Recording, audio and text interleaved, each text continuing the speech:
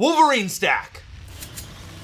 If you spent more than 10 minutes on fitness TikTok, a biohacking podcast, or God forbid, a longevity subreddit, you've likely heard of the so-called Wolverine Stack, BPC-157 and TB-500, two peptides that the internet has collectively decided can heal everything from a torn ACL to perhaps a broken heart, maybe even a dishwasher, but I have not confirmed that one yet. Now, they call this the Wolverine Stack because supposedly these two compounds together give you Wolverine-like healing abilities. And look, I get the appeal. As an elder millennial knocking on the door of 40, who doesn't want to recover like a Marvel character? But let me be very clear about something right now. These two peptides may be called the Wolverine Stack, but they are not going to make you look like Hugh Jackman and Logan. You know what it takes to make you look like Hugh Jackman and Logan? Tren. Of course it's Tren. I mean, look at him. How could it ever be anything else besides Tren? Now, if you haven't seen our video on trenbolone, go click the link right now. We covered that compound extensively, and let me tell you, the side effects are a lot more colorful there than anything we're covering today. Now, before we go any further, I need to ask you something, and I want you to drop your answer in the comments down below. Here's the question. Have you ever used BPC-157, TB-500, or any other peptide? And if so, what was your experience? Did it actually work, or did you just convince yourself it worked because you spent $300 on a vial from a website with a name like peptidebros.io on it? Drop your answer down below. I genuinely want to know. And your engagement helps the algorithm show this video to more people who need actual science instead of just bro science. What's up, guys? I'm Dr. Alex. I'm a board-certified urologist and fellowship-trained men's health specialist. I run the Men's Health Center at Urology of Indiana, and I make videos on this channel where I take the stuff that the fitness and wellness community is obsessed with and run it through the ringer of actual published medical literature with a sprinkling of sexual health and boner jokes mixed in. It's the Lord's work. And today, BPC-157 and TB-500 are in the hot seat. Now, why should you care? Because these are the two most widely used, widely discussed, and widely misunderstood compounds in the entire peptide space. People are injecting these things, taking them orally, rubbing them on their skin, and in some cases, combining them in ways that literally have zero published data behind them. I'm counting down the days until I see some Zoomer try and vape these things on TikTok as an asthma cure. Meanwhile, Joe Rogan is out here telling millions of people that BPC-157 cured his elbow tendonitis in 2 weeks, and half of Instagram is selling them as research chemicals not for human consumption with a wink and a nudge. Comment down below if you too self-identify as a large lab rat with a stimulant dependency. I see you. All right, so let's do what we always do on this channel. Let's look at the actual science. What do these compounds do? Where do they come from? And is there any real evidence, or is this the peptide version of putting crystals on your nightstand and hoping for the best? Let's start at the beginning. BPC-157 stands for Body Protection Compound 157. And yes, that's its real name. Not exactly subtle branding. It's a synthetic peptide made up of 15 amino acids with a molecular weight of about 1,419 Daltons. Its amino acid sequence is if you're the type of person who finds that interesting. And if you are, congratulations, you have my kind of tism. Here's where it came from. In the late 1980s and early 1990s, a research group at the University of Zagreb in Croatia, led by a pharmacologist named Dr. Predrag Sikiric, was studying the protective properties of human gastric juice. They noticed that certain compounds of stomach acid seemed to protect the gastrointestinal lining from injury and promote healing. This makes sense if you think about it. Your stomach is basically a bag of hydrochloric acid that somehow doesn't digest itself. There's clearly some protective machinery at work, or black magic. I'm a urologist and therefore just a glorified penis mechanic, so I'm doing my best here.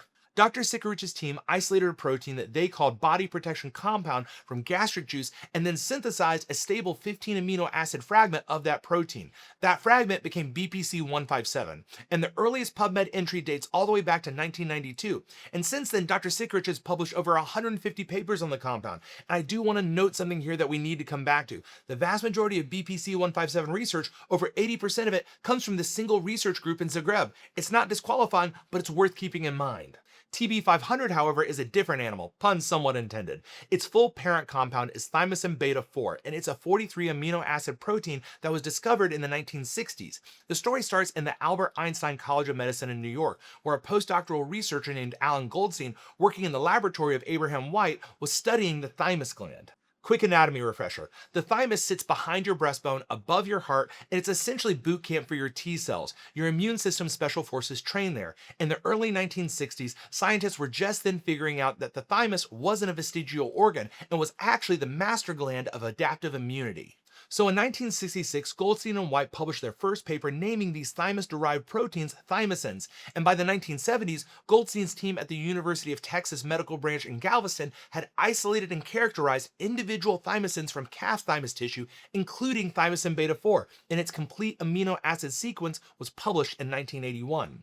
Now here's the cool part. Everyone initially thought thymosin beta-4 was purely an immune system molecule, but then it turned out to be everywhere in blood platelets, skin cells, muscle tissue, the brain, and basically anywhere the body needs to repair itself. Its primary job is to regulate actin, one of the most fundamental structural proteins in every cell of your body.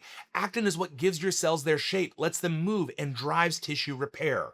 TB-500 is the synthetic version of the active region of thymosin beta-4. It's a 7 amino acid peptide with a sequence of acrylica corresponding to the chunk of thymosin beta-4 that researchers believe is responsible for most of its biologic activity. Think of TB-500 as the Cliff Notes version of the full protein. So in 1974, a 5-year-old girl named Heather became the first human ever treated with thymosin. She had a non-functioning thymus gland and was critically ill, and the treatment successfully boosted her immune system and saved her life. So this isn't exactly fringe science. There have been serious medical applications. But there is a massive gap between discovered by serious immunologists at Albert Einstein College of Medicine and being sold on a website called gainspeptides.com to guys who want to heal their torn rotator cuff faster. We need to talk about how we got from A to B. All right, let's talk biochemistry, and I promise I'll try to make this as painless as possible. Think of this as pharmacology class, but with better jokes and no final exam. Now, if you actually talk to girls in high school and therefore complex and pedantic explanations of biochemical pathways aren't your bag, just skip to the time code that Ronick totally won't forget to put down here. Just make sure to hit the like and subscribe buttons first. BPC-157 appears to work through multiple signaling pathways, which is part of why it's so intriguing and also why it's so hard to pin down. So let's talk about those. First and probably most important is the nitric oxide system. BPC-157 activates something called the CRC-caveolin-1-enos pathway. In English, it increases nitric oxide production in your blood vessels. Nitric oxide is a vasodilator. It opens up blood vessels and improves blood flow. And as a penis doctor, consider me intrigued. More blood flow means more delivery of oxygen and nutrients to damaged tissue, and its effect on this pathway was first published as recently as 2020 in the journal Scientific Reports by Shea and colleagues. Now, the second pathway is angiogenesis. BPC-157 upregulates VEGF-R2, which is a vascular endothelial growth factor receptor 2. This triggers the growth of new blood vessels. More vessels generally means more healing capacity. It activates the VEGF-R2 AKT-enos signaling cascade, which drives endothelial cell proliferation, migration, and tube formation. And this was published as recently as 2017. Shout out to anyone who had to actually learn MLA-style bibliography formatting in elementary school. Also, friendly reminder, it's time for your colonoscopy. Now, third is the ERK1/2 pathway. BPC-157 upregulates VEGF-A expression and activates ERK1/2, along with downstream transcription factors CFOS, CJUN, and EGR1. These are key molecules in cell growth, migration, and blood vessel formation. Fourth is the FAK-Paxillin pathway. In tendon fibroblasts specifically, BPC-157 promotes cell survival under oxidative stress, enhances migration, and activates focal adhesion kinase and paxillin. This drives actin cytoskeleton reorganization, basically helping repair cells get to where they need to go. Chang and colleagues published this back in the Journal of Applied Physiology in 2011. So if you put all of this together, BPC-157 reveals itself to be a multi-pathway compound that tells your body to make more blood vessels, send more blood to the injury, help repair cells survive and migrate, and then rebuild the tissue architecture. That is incredibly compelling on paper. TB-500, on the other hand, works through a fundamentally different but complementary mechanism. Its primary job is actin regulation. Thymosin beta-4 binds to G-actin, which is the monomeric form of actin, in a 1-to-1 ratio. By sequestering these actin monomers, it regulates the balance between free actin and polymerized actin filaments. This controls cellular motility, development, and differentiation.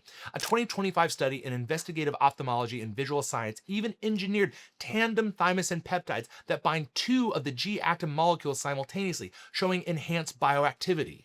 In cardiac models, recombinant human thymosin beta-4 activates the ERB2/RAF1 signaling pathway, which suppresses cardiomyocyte apoptosis, basically preventing heart cells from dying after injury. And here's a really interesting recent finding. TB-500's wound healing activity may actually be driven primarily by its metabolite AC-LKKTE rather than TB-500 itself. A 2024 study in the Journal of Chromatography found that only this breakdown product showed significant wound healing activity in fibroblast assays. So you might be injecting TB-500, but what's actually doing the heavy lifting is the piece your body breaks it down into. That's got to be humbling for any molecule. Okay, enough biochemistry. Does any of this actually work in humans? And unfortunately, that's where the record scratches. For BPC-157, the preclinical data is legitimately impressive. In rodent models, this compound accelerates healing in basically every tissue you can think of. GI ulcers, tendon injuries, muscle tears, bone fractures, skin wounds, even nerve damage and traumatic brain injury. It preserves corneal transparency, normalizes intraocular pressure in glaucoma models, prevents thrombosis, and counteracts Parkinson's-like and Alzheimer's-like symptoms in rodents. The list is almost suspiciously long. But when you look for human clinical data, it's thin, like really thin. Now, there are references to phase 2 trials for ulcerative colitis and multiple sclerosis conducted through Pliva, a Croatian pharmaceutical company. These trials apparently showed no toxicity, but here's the thing, the detailed results have never been published in peer-reviewed literature. Read that again. That was from me. These results have never been published in the peer-reviewed literature. Phase 2 trials were conducted and the results were never fully published. That's not great. Now, there was a 2024 pilot study on interstitial cystitis, which is a bladder irritation syndrome, where 12 women received intravesical BPC-157 injections. 10 of those 12 reported complete symptom resolution, which sounds amazing until you realize the study was uncontrolled, unblinded, conducted at a single private clinic, and relied on subjective self-reported symptom improvement. That's not how you prove something works. That's how you write an optimistic case series. Speaking of which, there's also a case series on intra-articular knee injections showing pain improvements. But again, no controls, tiny sample size, and no objective outcome measures. Methodologically, it's not solid evidence. And for TB-500 specifically, there are 0 published human clinical trials. Not one. Now, the parent compound Thymosin beta-4 has better human data. RGN-259, which is a 0.1% Thymosin beta-4 eye drop, showed statistically significant improvements in a phase 2 randomized double-masked placebo-controlled trial for severe dry eye disease. We're talking a 35% reduction in ocular discomfort and a 59% reduction in corneal staining. That's real data, and that was published back in 2015. And there's a randomized placebo-controlled double-blind trial of recombinant human Thymosin beta-4 in 96 heart attack patients, and this showed reduced infarct areas in a treatment subgroup at 90 days. Published in the journal Cardiovascular Research in 2025, unfortunately, the overall group comparison didn't reach statistical significance. So here's an honest summary. We have extensive and internally consistent animal data, a handful of small and methodologically limited human studies for BPC-157, 0 human trials for TB-500, and some encouraging but early stage clinical data for the full Thymosin beta-4 protein in eye disease and cardiac repair. Meanwhile, you animals are combining these 2 compounds at doses extrapolated from rat studies and injecting them daily. Some of those people are probably watching this video right now, and welcome, you're loved here. I'm not here to judge you. I'm here to make sure that you understand what the evidence actually says. Oh, and for the record, that whole Wolverine Stack combination, the theoretical rationale for the synergy is actually pretty reasonable. BPC-157 handles the vascular side, bringing blood supply and supporting vessel growth. TB-500, on the other hand, handles the cellular side, promoting cell migration, tissue remodeling, and some anti-inflammatory effects. And in tissue healing, you need both blood supply and cellular repair. It's like a construction project. BPC-157 builds the roads and TB-500 sends in the workers. But how many published studies have directly evaluated this combination in any model system? 0. 0 studies, not one. The Wolverine Stack is an entirely theoretical construct, and it could be brilliant. It could also be 2 things that interfere with each other in ways nobody has studied. We just don't know. And yet you can buy pre-mixed vials of both on websites that also sell peptide mixing kits and offer discount codes from fitness influencers. God, I love the internet. And here's a question that I get asked constantly. If BPC-157 and TB-500 are so promising, why hasn't a pharmaceutical company just developed them into actual FDA-approved drugs? Seems like $1 billion idea, right? But the answer involves something you might not expect: the United States Supreme Court.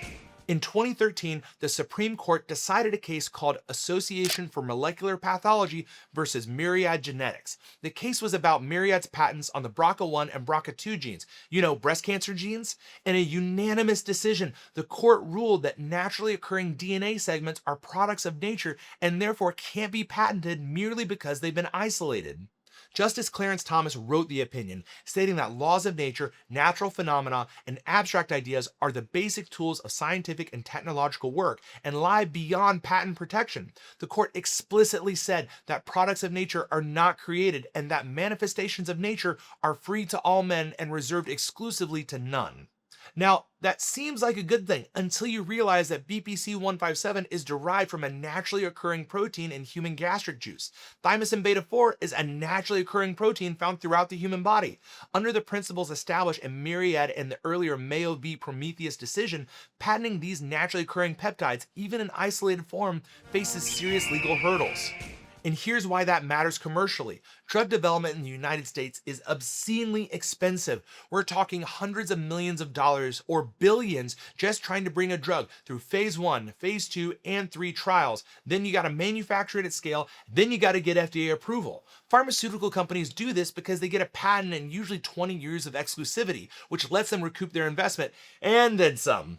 But if you can't patent the molecule itself, if anyone can make generic BPC-157 the day after you spend $800 million proving it works, that financial incentive totally evaporates. No rational pharmaceutical executive is going to spend that kind of money developing a product that any compounding pharmacy or research chemical company can immediately copy. This is the fundamental paradox of peptide therapeutics. The closer a compound is to something your body naturally produces, the harder it is to patent, and the less likely it is that anyone with deep pockets would ever fund the clinical trials necessary to prove that it works. It's not a conspiracy, it's basic economics combined with patent law, and probably also some conspiracies. Now, there are some workarounds. You can patent specific formulations, delivery mechanisms, or novel synthetic analogs. That's essentially what Regenerex did with RGN-259 for the Thymosin beta-4 eye drops. But for BPC-157, with its origins in a single Croatian research group and patent applications dating all the way back to the late 1980s, the commercial development pathway is complicated, to put it diplomatically. So here we are, stuck in this limbo where the compounds are potentially promising, but the economic and legal framework doesn't incentivize the kind of rigorous, large-scale clinical trials we need. And in that vacuum, the gray market has thrived. But we've heard what's good about BPC-157 and TB-500. Let's talk about what could potentially go wrong. So what are the potential side effects with these two compounds? In the published preclinical literature, BPC-157 has an almost eerily clean safety profile. Safety evaluations in mice, rats, rabbits, and dogs revealed no serious toxicity, no genotoxicity, and no embryo-fetal toxicity. Researchers literally could not find a lethal dose, and the LD1 was never reached. The only noted effects were some mild local irritation at injection sites and a transient creatinine decrease at very high doses in dogs that resolved on its own. That means the kidneys may have actually gotten healthier, but we just don't know enough to say that for sure. Now for TB-500, the metabolic data shows rapid metabolism in rats with primary metabolites detectable up to 72 hours, with urinary excretion and no cytotoxicity. Now, anecdotally, users report headaches, swelling at injection sites, nausea with oral administration, and then hot flashes from the vasodilatory effects of nitric oxide release. These are generally mild and self-limiting. But here's something that deserves attention. Both BPC-157 and TB-500 promote angiogenesis, the growth of new blood vessels. That is exactly what makes them potentially useful for healing. But angiogenesis is also a hallmark of cancer progression. It's a stretch, I know, but tumors need blood supply to grow, and that's the entire basis for anti-angiogenic cancer drugs like bevacizumab. Now, does BPC-157 cause cancer? We have zero evidence saying it does, but we also don't have enough long-term safety data in humans to say that it doesn't. This is a legitimate concern that deserves rigorous study, not to be dismissed with a just, the rats were fine.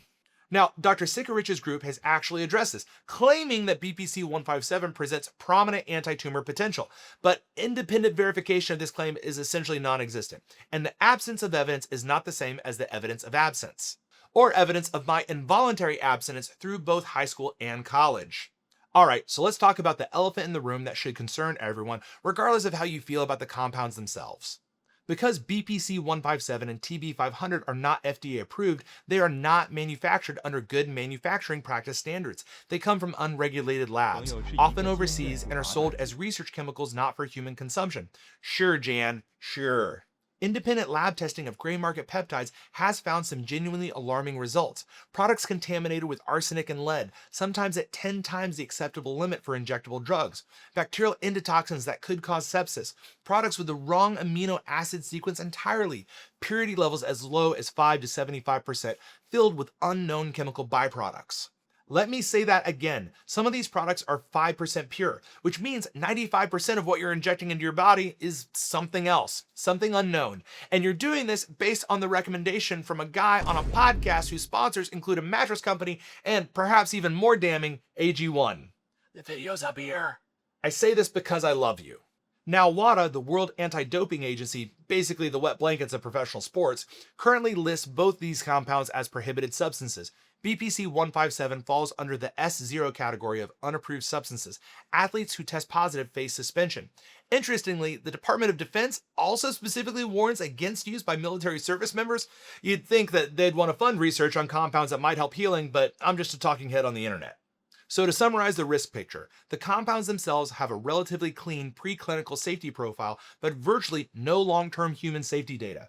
The theoretical cancer risk from a pro-angiogenic activity is indeed a significant question, and the products most people are using may contain dangerous contaminants, incorrect ingredients, or unknown impurities. It's a real choose-your-own-adventure situation, with some of those adventures potentially ending at an emergency room near you. Alright, so I've spent a lot of time telling you guys about the limitations and risks, but let me be fair and lay out why people use these compounds and why their enthusiasm is understandably justified. The preclinical evidence for BPC-157 and musculoskeletal healing is genuinely impressive. In rodent models, it consistently accelerates the healing of tendons, ligaments, muscles, and bones with improved biomechanical properties and faster functional restoration. If you're a rat with a torn Achilles tendon, BPC-157 is the best thing that ever happened to you. Its gastrointestinal effects are equally noteworthy. It heals ulcers, protects mucosal integrity, reverses short bowel syndrome in animal models, and counteracts the GI damage caused by NSAIDs. Given that a huge number of people take ibuprofen and other NSAIDs regularly, a compound that could potentially protect them against GI side effects is really intriguing. It also has neuroprotective properties in animal models, showing benefit in traumatic brain injury, spinal cord compression, and even neurodegenerative disease models. It maintains corneal transparency, helps with glaucoma, and accelerates skin wound healing. And perhaps most importantly for the healing applications, BPC-157 is effective across multiple routes of administration, oral, injectable, and even topical, and it works at very low doses in the microgram per kilogram range. Its stability in gastric juice for over 24 hours makes oral dosing viable, which is unusual for peptides. Most peptides get destroyed in the stomach. This one was literally born there. I was born in the darkness. TB-500's appeal is its role in cellular repair and tissue remodeling. By regulating actin dynamics, it influences cell migration, which is critical for wound healing. Cells need to physically move to injury sites, and TB-500 facilitates that process. Its cardiac data is really compelling. In mouse models, thymosin beta-4 treatment prevented cardiac dysfunction and fibrosis at 28 days after ischemia reperfusion injury, reducing infarct size and improving cardiac function. The C-terminal AGES tetrapeptide enhanced myocyte survival and increased coronary vessel growth. For you D-ball lovers out there, the hepatoprotective effects are also notable. Exogenous thymosin beta-4 significantly reduced liver injury in animal models of chemical hepatotoxicity, suppressing inflammation and oxidative damage. And the dry eye data from the phase 2 RGN-259 trial is the closest thing we have to validated clinical evidence for any of these compounds. Significant improvements in symptoms and clinical measurements in a proper randomized controlled trial. So if you're considering trying these compounds, and I know some of you already are because I can already hear the keyboards clicking, here's what you should know. Number one is that source quality matters more than anything else. If you're going to use these things, at minimum, ensure the product has a certificate of analysis from a third-party lab showing purity, amino acid sequence confirmation, and the absence of endotoxins and heavy metals. If a seller can't provide that, walk away. Actually run. Unless you want these because you torn your Achilles, in which case you may need to hobble. Whatever works. The second thing worth considering is that the pharmacokinetics of BPC-157 suggest a half-life of less than 30 minutes after injection, with intramuscular bioavailability of only 14 to 19% in rats. That means you need to think carefully about dosing frequency and route. A lot of the protocols floating around online are based off of vibes, not pharmacology. The third issue is that there is no established human dose for either compound. Everything is extrapolated from animal studies, and allometric scaling from rats to humans is an imprecise science at best. Fourth is that if you're a competitive athlete, these are prohibited substances. So WADA, USADA, the DoD, they're all watching. Don't risk your career on compounds that haven't even been proven to work in humans. And number 5, talk to your doctor. And I mean an actual doctor, not a concierge medicine doc who's moonlighting as an influencer with a discount code. Get an objective medical opinion from someone who doesn't have a financial interest in your decision. So all right, let me give you my honest conclusion. No hype, no fear mongering, just my honest assessment as a physician who has spent considerable time reviewing this literature and hurting myself in the gym. BPC-157 and TB-500 are genuinely fascinating compounds with extensive preclinical evidence supporting their regenerative properties. The mechanisms are well characterized and biologically plausible, and the breadth of positive animal data across nearly every organ system is remarkable. I'm not going to sit here and pretend that this body of research isn't interesting and isn't promising, because it is. But interesting preclinical data is not the same thing as proven clinical efficacy. We need to be intellectually honest about where we stand. For BPC-157, we have over 150 animal studies, a few tiny uncontrolled human studies, and some unpublished phase 2 trial data. And for TB-500, we have 0 human clinical trials. And for the combination, the Wolverine Stack, we have 0 studies of any kind. And the publication bias concern is real. When over 80% of your published literature comes from a single research group with consistently positive results and 0 published negative or null findings, that should give you pause. It doesn't mean the research is wrong, but independent replication is one of the pillars of science, and that one hasn't been adequately fulfilled here. Not yet anyways. Now, does the lack of reported toxicity mean these compounds are safe? Not necessarily, but let me put this into perspective. The absence of reported toxicity in extensive preclinical testing is actually a pretty good starting point. That's more safety data than has existed for the majority of compounds entering human trials. If we're being honest, it's a lot better than a lot of FDA-approved drugs that already have side effect profiles that make BPC-157's preclinical record look like a spa day. Have you ever read the prescribing information for methotrexate or isotretinoin or any biologic? Those are approved drugs, and their side effect lists read like a Stephen King novel. So the real question isn't, are these dangerous? It's, do we have enough information to know? And the answer is, right now, unfortunately, no, we don't. And that uncertainty cuts both ways. So here's what I think needs to happen. These compounds deserve rigorous, independent, NIH-level funding for proper clinical trials. Not industry-funded trials, not single-center pilot studies from the same group that discovered them, but large-scale, multi-center, randomized controlled trials with independent oversight. The patent law problem that I described earlier means pharmaceutical companies may never foot the bill, and that's where public funding becomes essential. We invest billions of taxpayer dollars into biomedical research every year. Some of that should go towards investigating compounds that millions of people are already using, so we can actually tell them whether it's helping, hurting, or doing nothing. Because here's the thing, the peptide genie is out of the bag. People are using BPC-157 and TB-500 right now in huge numbers. Pretending that's not happening or just saying, don't do it because it's not FDA approved, isn't a strategy. It's burying your head in the sand. So yeah, we need data from real trials and real humans. And I say this as someone who believes these are promising compounds with significant potential, not just to heal injuries faster, but to help us live not just longer, but better. Better recovery from surgery, better outcomes after heart attacks, better healing for the tens of millions of Americans dealing with chronic musculoskeletal pain. Better healing for me, who apparently needs 6 weeks of physical therapy just because I slept on my neck wrong. But promise and proof are two different things. And until we bridge that gap with proper clinical evidence, I'm going to keep doing what I do, giving you the facts, the limitations, and enough information for you to make your own informed decision. That's what this channel is all about. Not telling you what to do, giving you the tools to decide for yourself with actual science. And occasionally some jokes about Gorilla Mind energy drinks and Zens, because if I can't have fun with this, what's even the point? So if you found this video helpful or even just entertaining, smash that like button and hit that hype button if you see it down there anywhere. And yes, I know smash the like button is the most cliched thing on YouTube, but it genuinely helps. The algorithm sees likes and goes, oh, people actually watch this guy talk about peptide biochemistry for 30 minutes. Maybe I should show it to more people. It's how this works. I don't make the rules, I just exploit them.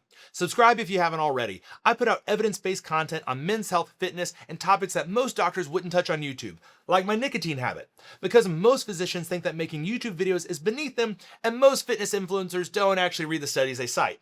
I do both. You're welcome. And most importantly, drop a comment below answering the question from the beginning. Have you used BPC-157 or TB-500? What was your experience? I want to hear real stories, not what you read on a Reddit thread at 2 a.m. while taking your 6 white monster and 3rd Zen of the evening. Although, if that is your experience, tell me that too. I'm all about normalizing my own poor choices. And if you want to see our deep dives on other compounds, check out our video on Trenbolone, which is basically the anti-BPC-157 in terms of risk-benefit ratio. Also check out our videos on testosterone, dietary protein, creatine, and all the other stuff we covered on this channel. Share this video with someone who needs to hear it, especially if they're about to order peptides from a website that accepts cryptocurrency and has an FAQ section that includes the question, is this legal? I'm Dr. Alex. Stay curious, stay skeptical, and stay away from any website that sells injectable compounds and also sells gym tank tops. Unless, of course, it's my merch, which Ronick insists he's working on. Proceed accordingly.